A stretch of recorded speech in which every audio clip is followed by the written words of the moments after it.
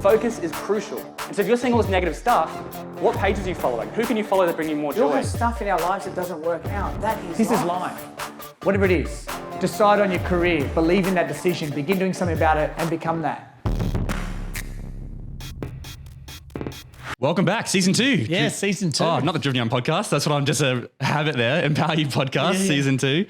It's been a while, hasn't it? It has been a while. I just love the fact they're calling it season 2. I think it's just so cool that I've got something that has seasons to it. Yeah. You know? As a filmmaker. Yeah. I just want to get season 2. So it's like season 3 coming soon. Yeah. Build the hype around it. But I mean, the last time we filmed COVID was during COVID. Yeah, it was. And then we did one like slightly after, and that was probably over a year ago. Yeah. So a lot's happened since then, especially from Empower You perspective. I think the last ones we ran, we were still doing Empower You for 3 days.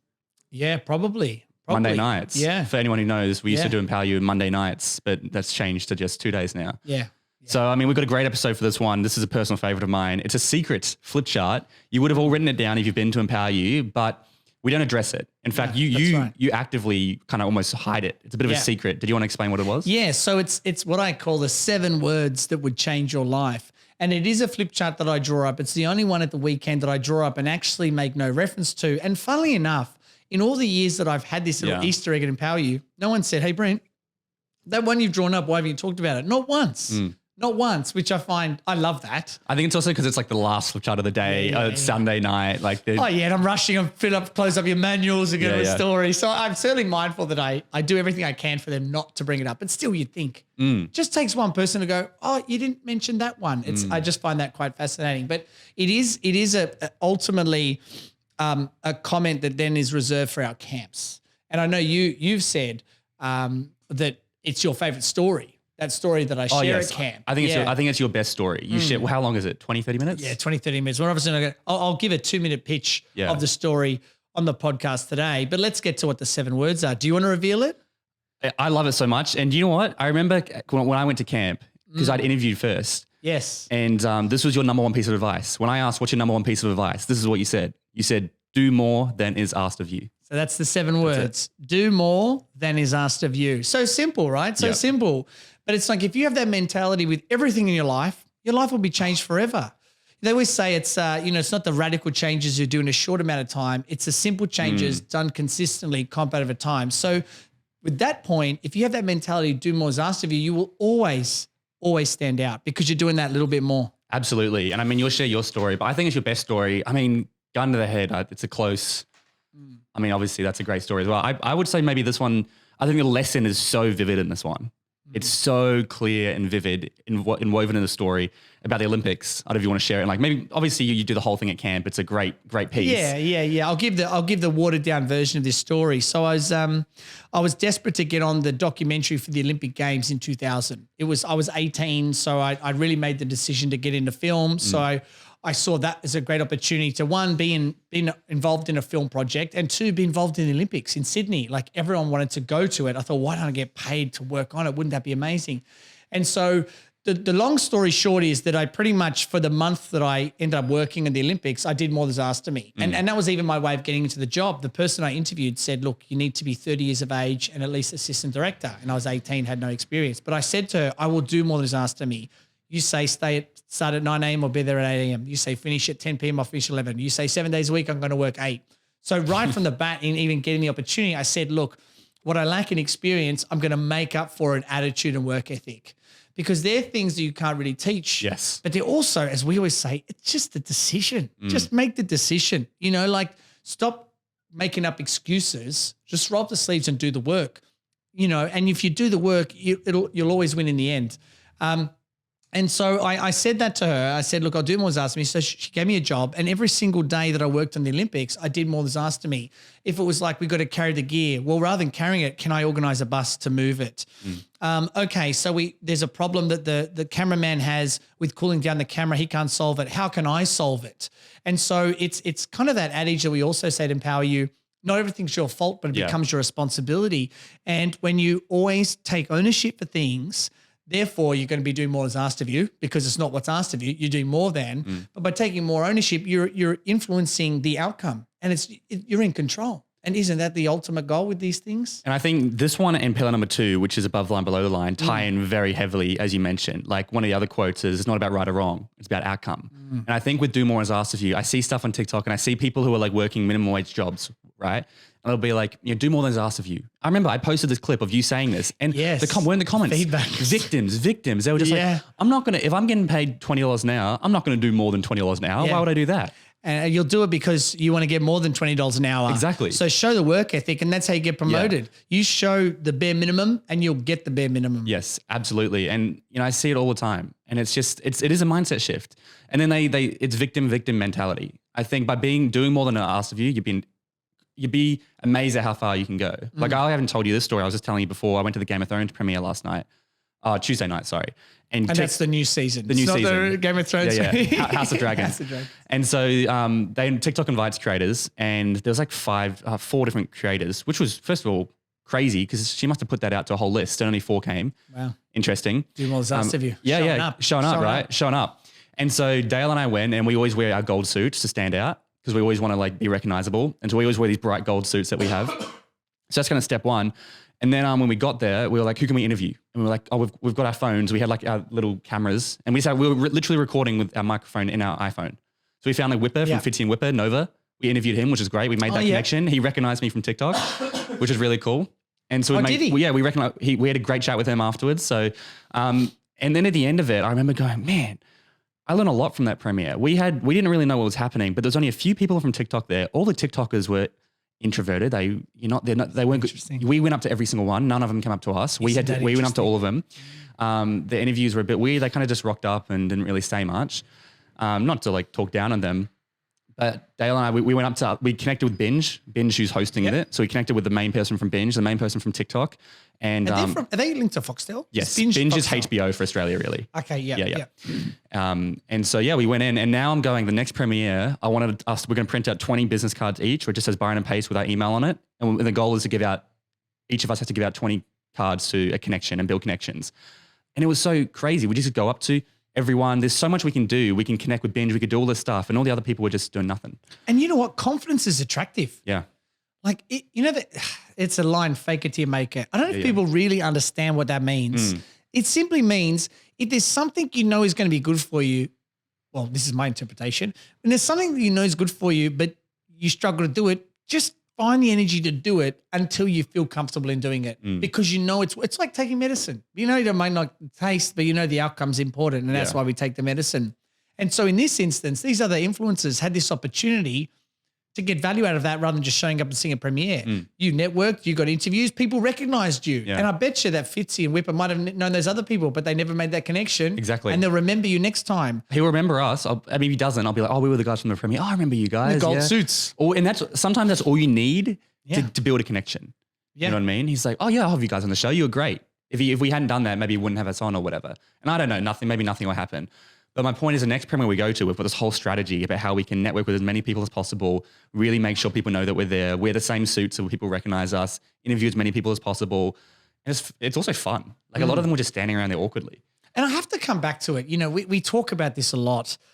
The important thing and the messages we're trying to convey in all of these episodes of this podcast, season 2, is that it's important to note nothing we're saying requires super skill set. No. It doesn't require amazing talent. No. It requires a good attitude and a solid work ethic. And just to show up. I mean, doing more than is asked of you is just literally saying, when I've gone to the point where I think I can't do any more, can I do a little bit more? And just entertaining that question is important.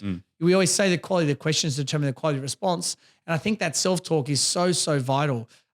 You know, we always say that life rewards action, but yeah, I think that's such a great example of that. You know, you could have gone to that premiere and just chilled and just gone and said, oh, this is a nice thing. What a great thing about being an influencer, getting this opportunity, or go, how can I maximize this? And by maximizing it, look, you've already come up with ideas to improve it next time. Yeah, exactly. I mean, even me joining Empower You, I was constantly doing, how can I do more? You know, I'll pay for my own flight to come. Oh, can you come to Byron Base? You have to get your own flight. Yeah, I'll be there.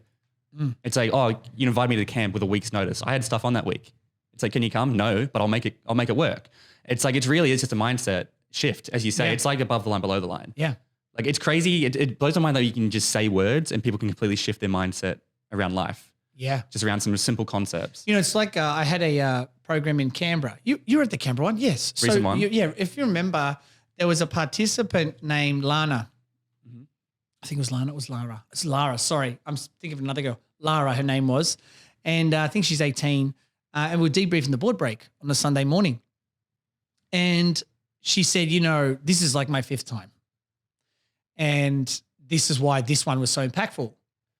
And I think you'd agree. It's always amazing to hear people who've done it for so many times. We'll always get something new and different. And, you know, I think that's not so much testament to the process. Well, it is, but testament to their mindset around it, you know, because it's all about how you see it. Someone, I think I'm jumping around here, but in Newcastle, the last one, if you remember, there was a boy, we won't say his name, but was like, oh yeah, I already did this. That was the assist team. We were shocked by that. We couldn't believe it. I've already done it once. I sorted out all my problems in my whole life. You know, that's a poor mindset, and maybe not poor mindset, but misguided. It was especially frustrating because this was like a week after the assist team had just done a big camp together. And I had personally taken through a lot of these people who've been with Empower You for 6, 7, 8 years. I've done 10 board breaks, and I took them through some of the most incredible board breaks I've ever hosted.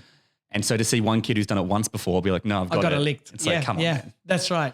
And so, but on the other hand, this girl, Lara, she's saying, you know, it's been amazing to see the growth and all these things. So then I just asked her, what would you say is the biggest change you've seen in the last year for you? And she thought about it. And she just said, my mindset. And we say this all the time. I mean, a big part of this, I think this episode's theme is really around minds. I mean, our whole podcast is, but this one in particular, because do more than asked of you is a mindset shift. Like you said, that post about me saying do more than asked of you on the podcast and people hating going, I'm only going to do the minimum I'm required is just such a poor mindset. Because they have such negative associations of work and they think they're being taken advantage of. So they go, why am I going to do more? And I'll throw in a story. I was going to share this in the money and finance section, but I think you find this interesting because I think some people will do more than is asked of you and they'll get burnt. And therefore they'll stop doing it, which is it's a reference, right? Yeah. Which is really bad. There's a story I saw of this guy on TikTok and he's just like, this is the first time I realized that time for money is a scam. I was working in this job and I got 3 hours to clean up this space and I figured out a way to do it. No, I just set up something in 3 hours. And he goes, I figured out a way to do it in 1.5 hours. So I went up to the boss, I said, I've finished. I did it in 1.5 hours. And he goes, oh, great. Can you now go clean the toilets? And he went, hold on. My reward for doing your job in half the amount of time is to go clean the toilets? How is that a good reward? And so he did more than is asked of him and he got burnt. Now there's going to be times like that in life where that happens, but you've got to push through it. Yeah. Understand that if you do it consistently long term, it is absolutely going to benefit your life. And here's another way to look at it as that is an example. All it does is accelerate your awareness that you shouldn't be in that job anymore. Yeah. And this is about, as Ingrid would always say, setting boundaries for how people treat you. So if you feel you're doing more than is asked of you in a position that's constantly not appreciating you, then you know that it's validated that this is not the place for you to be in. And you've got to look at it as a positive. This is about reframing here. And that's a whole other episode we should do on reframing and the power of that. But you look at that as a positive. Go, well, look, I've done my best and clearly that's not valued here. So I need to find somewhere else that will value me. So in my next role, I'm going to ask better questions when I'm going for that particular job, get real clarity on upfront to say, listen, if I actually am really efficient, how do you remunerate me? Is there an opportunity for me to grow in this role if I'm able to develop systems and procedures to do that? And if they go, wow, that's really amazing, go get, we'll love that. Then upfront, you know that, but you've only learned that lesson by doing it in the first place. Exactly. And it's like, it's like saying, well, I went to university for one day, it didn't work for me, so university sucks. Just because that one personal experience is not an indictment on the whole. I'm not advocating or not for universities, just using a point. But yeah, I think it's amazing how often people use one reference, one past experience as their barometer for everything else in life. Yeah. And that's, again, mindset. Everything comes back to mindset. There's that book, Growth Mindset. I'm sure you've read it or you've heard of it. Yeah. Carol Dweck. Yeah. And I always say like above the line, below the line is similar to, growth mindset versus fixed mindset. The growth mindset is fixed mindset is, oh, I can't do that. A growth mindset, I can't do that yet. That's almost as simple as it is. Yeah. It's like, oh, I'm not able to do that. No, I'm not able to do that yet. Because yes, there's stuff that you're more talented at. That's absolutely true. But honestly, you can kind of do anything nowadays. If you just put in the work, and have the mindset, oh, I can do this. Public speaking is a great one, right? How many people have had, crippling fear of public speaking and now they're doing it? That's why Annie's a public speaker. She had a lisp and she had all these issues with speaking younger. And so she went to combat them and then ended up using, like Batman. Batman's scared of bats. So that's why he's Batman. I don't know if people know that, but that's his biggest fear, bats. So it's kind of like leveraging that. Yeah. Oh, look, I couldn't agree more. And I think I should also mention, I didn't actually finish that story that I was sharing about the Olympics because it's important to arc that, in that up front, they didn't want me because of my lack of experience and age. But in the end, by doing what was asked of me, I was offered a year contract on Matrix 2 and 3 and Star Wars Episode 2, Attack of the Clones. Now, I share that with you because it's just, once again, showing how far you can go how quickly you can go if you do more than is asked of you, if you really stretch beyond. Because you'd mentioned earlier about flying around the country to come to empower yous, and, you could give up justifications and excuses, but do I really care about that? Yeah. Does that really... But by you just showing up, that immediately tells me this is a winner. This is a guy that I want to work with. And it's little things like that people remember. It's those little considerations. And when coming back to those the hate comments on TikTok about people going, well, I'm only going to put in the minimum because I'm not rewarded. Again, it's just important to note that it's a great way of you working out, are these the people I'm going to be working with? No. Because how often do you hear people that are in a job for 20, 30 years they hate, with people who don't appreciate them because they've gotten lazy, because they've gotten in a comfort zone, they've gotten used to it, and they've just set a certain standard and expectation for themselves and what that job should look like. So again, this comes back to mindset and holding yourself to a higher standard, setting boundaries for how people treat you. But by doing more than is asked of you, it accelerates a decision. It either validates that you're in a position that is rewarded for that, so therefore keep going hard, or you know what?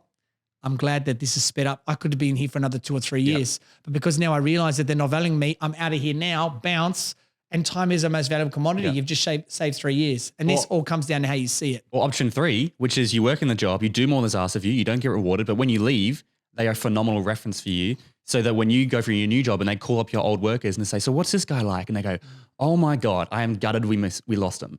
He would always go above and beyond, blah, blah, blah. Because the truth is, like, we're employing 2 interns right now, and it's been interesting going through that process. It's like, in a job interview perspective, we're just looking for a reason to hire someone, right? Give us a reason. And attitude, you're so right about, earlier you said it, and I want to highlight what you said. Often you can't train attitude, you can't train work ethic, but you can train the rote skills, like the math or whatever, the editing that we're doing. We're going to train up our interns from 0 to 100. All I want is someone who's got the right attitude and understands the value of working with us. Yeah. That's all I want. You just need to really go, what are the things that I can do? And this is where Ishana's, I'm sure you've heard Ishana's interview skills. Yeah. We did a whole episode on my podcast. Yeah, that's right. Yeah, amazing. Just things you go, oh, that's just such a smart idea. But it's, again, doing more than asked of you. Not just showing up for the meeting, but having a strategy, having a clear intention, these could be the worst questions, these could be the best. That's a great example of doing more than asked of you. Not just rocking up and saying, here I am, and I've actually done some research on your company and I've found these statistics. Exactly. Such a simple thing. I mean, Shana always has one. She's like, at the end, every single interview is going to ask, do you have any questions? You should have questions. Yes. All the interviews I've done, look, we have these 2 girls who are absolutely amazing. I'm so excited, but they didn't have any questions prepared. And look, the only reason, one girl, here's what I'll tell you. So we got 16 people apply for this role. Most of them are crap. Out of the 16, 10 are just, like, come on, are you kidding me? They wrote like 1 or 2 sentences. Right. We asked for a video application. Just send us a video introducing yourself just on your phone, nothing fancy. And one girl downloaded the TikTok ad we made and re-edited the whole thing and did this whole edit with all this stuff. She went through, she spoke about my program. And I remember I got a message from Dale. He says like, dude, look at the latest one. I was like, no way. And so like, we were in love with her. It's like, this is amazing. And even the other 2 girls that we're kind of talking to, they've both, the applications were, they just, in my opinion, they did the bare minimum, but I guess my expectation is for the bare minimum is maybe higher than others. I guess they did a lot more than what was asked of them compared to the other people. Yeah. And they just, because people always complain about not being able to find work, but it's like, honestly, just spend one day putting in a really great application and you'd be surprised. Because when I was 18, similar to you, I almost got a job, sorry. You need a 3-year degree and 4 years experience, and you needed to work on Premiere Pro. I had used Final Cut Pro my whole life, which is editing software. I had 0 experience technically in the industry, and I had no studying. And so I was going up against people who did, but I nailed the interview. I did 3 days work experience with them, and I got into the top 2, and I didn't quite get the job. But it just showed me, my mum helped me write the cover letter, and I was like, whoa, I got so far, and I didn't meet any of the requirements. I also said I'd take a $30,000 a year pay cut. Yeah, right. Wow. And so it's hard not to say no, because I was like, I had the attitude, I'd take a pay cut, there's all this stuff. But that was probably one of my biggest references for doing more than is asked of you. Yeah. I guess for young people watching this, an old friend of mine, his name is Taki Moore. You know, you've met Yes. Taki before. Yeah. His son wanted to buy a Mac desktop. This is going back 10 years now. And so he wanted to get some part-time work. So Taki, being the marketing genius he is, he came up with a one-pager with a photo of his son on the front and then all of the great talents that he has. And it read like you've probably seen people that do like a magazine cover and they put themselves on there and stuff. But this was just for a 15-year-old going for a pizza job and offering, like, I'll do the first 3 hours for free, see if you like me. He put it out there and he got job offer after job offer after job offer just by doing something more than anyone else was prepared to do. I mean, it's not rocket science here. And this is the thing that people need to recognize. I had an empowering the weekend. I had this great student named Asher. Like, he did his debrief for board break and he had this whole metaphor from the Aragon book series. I love that series. Yeah, and he's like, it's Aragon discovering the powers, realizing that that's really what the board break symbolizes. He had this whole 5-minute Damn speech. it, I wish I was there because so that was the first series I read that got me into fantasy. Right. Yeah. His whole debrief is about that book series. And what was my point? I lost it. Asher, I'm sharing. That's right. So later on the money section, he says to me, how do I work out, I'm paraphrasing here, but something along the lines of, how do I work out what investments are good, what are bad? How do I know about the company? How do I know? He just had all these very detailed questions, which my normal comment would be, you're running before you're walking. Yeah. Like, first step is, do you understand compounding? Just start saving. Do you understand about, like, don't get too into the details. It's not like, it's almost like saying, I want to buy a property. Well, I want to know what the door handles are. You don't need to know about the door handles yet. You just need to understand the difference between a 3 and a 4 bedroom, 1 story, 2 story. Like, there are bigger questions to answer. But how I answered was this. You want to know those answers? Got a magic word for you. Ready? Google. I knew you were going to say it. The good thing for me, I've never had a boss, right? Yeah. I mean, full time. And so whenever I have a problem, I have no one to go to. So I just Google it. Yeah. And the amount of times I'll just be like, when people ask me, have you Googled it? No. What are we doing here? And you know what Googling does as well? I think it improves your ability to ask quality questions. Yeah. Because if you don't get the answer, you go, okay, I didn't ask the question the right way. Let me go again. Let me be more broad. Let me be more refined. Let me change that start of that. And questioning skills is, we've talked about the value of asking questions. That's probably and that's probably a whole topic, questions. a whole podcast We should within do itself. that. We should bring Lillian for that. She's a weapon with that. But on that exact example with Asher, right? How do I know what to invest into? Well, you could get sucked into a get rich course. You could drop a whole bunch of money and all that stuff, or you could go onto the ASIC website and it has a free training which is certified by top financial people in Australia. And it teaches you how to start investing in the stocks, completely free. And how would you found that? Google. Yeah. Yeah, Google, and asking the right questions to get that to come up, because there'd be plenty of blogs and people commenting on what you've just shared there to give advice to people that are asking the right questions.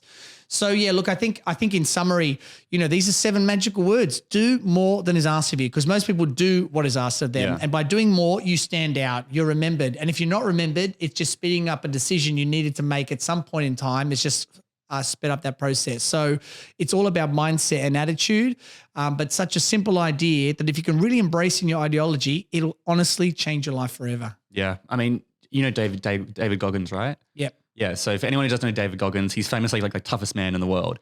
His book's incredible, but he's had one of the toughest upbringings. He's broken the world pull-up record. He's a Marine, all this crazy stuff. But he has this belief. He says, whenever you're like doing something physical, you're running 50 kilometers, whatever it is, and you feel like you're tapped out. You're like, that's it, I'm done. It's over. I got to stop. His belief is, and it's not backed by like science or anything, he just reckons you're at 40%. And then you've still got 60% left in the tank. I think it's a good mindset to have with do more is asked of you. If you're told to do this, imagine that's 80%. Once you've done that, you're only at 80. What's the final 20% you can do, which is doing more than is asked of you? Maybe that's a good way of framing it in your head. I'm told to do this. All right, I've done that. I'm now 80% there. Now what can I do to make it that next level, to make it more easier or whatever? I think that's a great comment. And while I kind of did a surmising point there, maybe we could edit it and put it at the back. Yeah, try. I do want to, no, it's fine. Because this is the great thing about this, right? The way we go. Because it's actually sparked another story that I'll be brief on. But I did an All Stars online years ago about it. I think it was called The Value of Being Pushed. I think that's the title, The Value of Being Pushed. There's a friend of mine from Canada. He said, my 50th birthday is coming up in a couple of years. I love the movie Rob Roy. It's a Liam Neeson movie. I said, why do you love it? He goes, oh, just such beautiful scenery. It's kind of like Braveheart look. And he says it was filmed in New Zealand. He said, I'd love to go to New Zealand. Would you come with me? I said, if you fly from Canada, New Zealand, I will fly from Australia to New Zealand. Anyway, I forgot about that. Promise. A couple of years goes by. He goes, Brent, I booked a trip to New Zealand. You're coming. I'm like, what are you talking about? Oh, yeah, that's right. So I said, okay, I'll go. And so we did all the usual things like the, bungee jumping. Whitewater rafting. I did all that stuff. It was a lot of fun. But the one thing we did, the main thing was we were going to climb this mountain. And it was like something like a 60-kilometer walk over 2 days with a 3-kilometer ascension. Now I'm like, I play sports. I'm fit. I've got this thing. Like this guy, he's got no energy too. So there's no way he's going to commit to this climb if he doesn't think he can do it. So I went into this thing totally unprepared. Within the first 3 hours, I was aching, only realizing after 3 hours that I had the bag strapped wrong. So it pulled all my muscles. Right. So that was a bad start. We finally got to the first camping site on the first afternoon, just before it went dark. So we're racing to put the tent up, went to sleep. And then the next day was the big day to get up the mountain, across it and down it. I'm going to tell you right now, it was the hardest thing I've done in my life by far. And there was so many times on that mountain I wanted to quit. So many times where I thought I had hit my limit. I was done. But you know what? I couldn't just go, can the helicopter come and pick me up now? I'm ready to leave. I had to keep going. And so it showed me I could do way more than I actually thought I could. And I really believe it validates that when you hit your limit, you can go more. That 40% probably, you got a 60% to go. I totally subscribe to that. And I think for those listening, that's probably a big takeaway to take away from this podcast is the next time you hit your limit, remind yourself you're probably only 40% there. Keep pushing through. And all it'll do, it'll build your self-confidence. It'll make you realize you can stretch far more than you give yourself credit to. And it creates a beautiful reference for you next time when you're struggling to go, remember that time I did that? If I could do that, what else am I capable of? Well, that's the whole thing with Jesse Martin, right? How come you succeeded when others didn't? Like, how come you didn't give up? I did give up. Yeah. But there's nowhere to go. No exits. So what am I supposed to do? Just sit here and you can't just pull out. And the issue is we have way too many exits as young people. And that's not our fault. That's just the phone and everything. Yeah. Like he had a satellite phone. Now you could probably call a helicopter if you had to. All this different stuff. Because the best growing is when you broke your leg for Empower You and I was forced to do more. That was a great opportunity for me to grow. Running my own Empower You, it's like when Jack had to do it by himself. It's like he has to do it. There's no other option. Yeah, that is not an option. There's no other option. You got to do it. That's you have to do it. Yeah. And there's no one to pull you out. I said it to you at the last Empower You. I did the visualization and I didn't really practice it. I practiced like on the day. And I was sitting there going, oh, am I ready for this? I don't want to butcher it. I knew I was going to butcher it, but I wasn't sure if I'd nail it and get the timing and everything. I was practicing. You were doing goals, gun to the head story, and I was sitting at the back practicing. And I just thought, man, having Brent here is my helicopter. If I want to, at any point, I can just call on you and say, you do it. And you'll jump in and do it in heartbeat. And I realized you were my safety net. And so I was like, let's not lean on that. I'll do it. Because that was in the back of my head. And I was like, what if Brent wasn't here? I'd have to do it. Yeah. I'd find a way. And so that's kind of, I try to simulate that in my head. I wonder if we could call this particular episode "Why Safety Nets Are Dangerous," because that's what we're saying, right? The danger in the safety net is there's that opportunity to pull out and to quit. And I agree with you. I think there's far too many exits now, a much more propensity to quit, which only revalidates the importance of doing more than is asked of you. What a great start to season number 2. Season 2, do more than is asked of you. It's a one flip chart I have in my house, actually. It's the one I've taken home. So for me, it's a big one. That's why I wanted to start with a big one. Probably a longer episode because we're both very passionate about that one, but do more than is asked of you. Thank you for listening to the Empower You podcast. You can follow us on Facebook, Instagram, TikTok, and YouTube. For more information on our live events, please head to www.empoweryou.com.au. We look forward to having you join us again for the next episode of the Empower You podcast.